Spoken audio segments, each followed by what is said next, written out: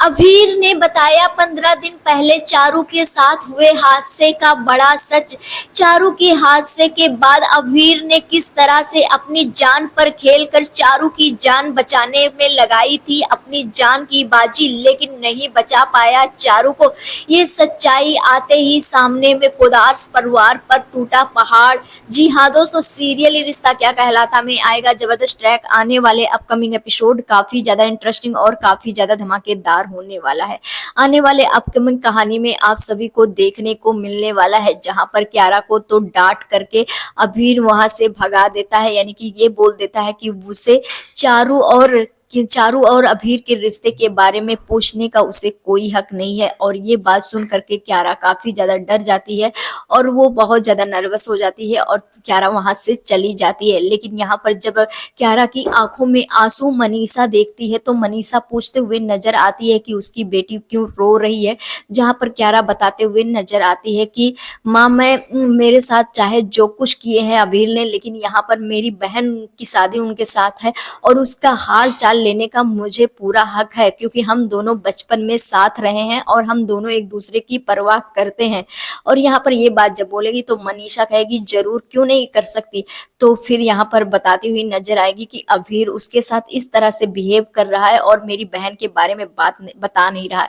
जहां पर अब मनीषा को गुस्सा आता हुआ नजर आएगा और पहुंच जाने वाली है अभीर के पास और कहते हुए नजर आने वाली है कि चारू की बात क्यारा से तुमने क्यों नहीं कराई, आखिरकार वजह क्या है। और चारू शादी में भी नहीं आई, कहीं ऐसा तो नहीं कि सच में तुम दोनों के बीच में कुछ ऐसा हुआ है जिसके वजह से तुम दोनों साथ में नहीं आए और तुम लड़ाई झगड़ा करके आए हो। अब यहाँ पर अभीर पर इल्जाम लगाते हुए मनीषा नजर आने वाली है, जिसके बाद गुस्से में आकर के अभीर कबूल देने वाला है कि वो उससे झगड़ा नहीं बल्कि उसके पीछे बहुत बड़ा हादसे की सच्चाई है। वो इस दुनिया से नहीं है, उस दुनिया में है ही नहीं, तो किसी से कैसे बात करेंगी, मैं कैसे बात कराऊं। सब कोई फोन पर बात करने की ही बात कर रहा है, मेरी बात कोई कर ही नहीं रहा। अब यहाँ पर अभीर चिल्लाता हुआ नजर आएगा। जैसे अभीर इस बात को चिल्लाएगा पूरा पोदार्स फैमिली वहां पर आ जाएगी, जम जाएगी। और यहाँ पर इस कहानी में जैसे ही पता चलेगा कि चारू के साथ बहुत बड़ा हादसा हुआ, तभी वहां पर अरमान, क्रिश सभी को काफी ज्यादा अभीर पर गुस्सा होता हुआ नजर आने वाला है और उसको डांट डपट लगाते हुए नजर आने वाले हैं। यहाँ पर क्रिश बहुत बड़ा हाथ भी उठाता हुआ नजर आएगा, जिसके बाद अभीर बताएगा कि चारू की मौत के कारण वो नहीं बल्कि कैंसर है और कैंसर के वजह से चारू की मौत हुई है। और यहाँ पर अब कैंसर इतनी बड़ी बात पूरे पोदार्स में, यानी कि माँ पापा यानी कि संजय और काजल को नहीं पता था। ये सारी बातें अब बहुत बड़ा ट्विस्ट आते हुए नजर आने वाला है, जिसकी वजह से अब अभीर पर बड़े इल्जाम भी लगाते हुए नजर आने वाले हैं, क्योंकि इतनी बड़ी बात थी और उसकी फैमिली को पता ही नहीं था।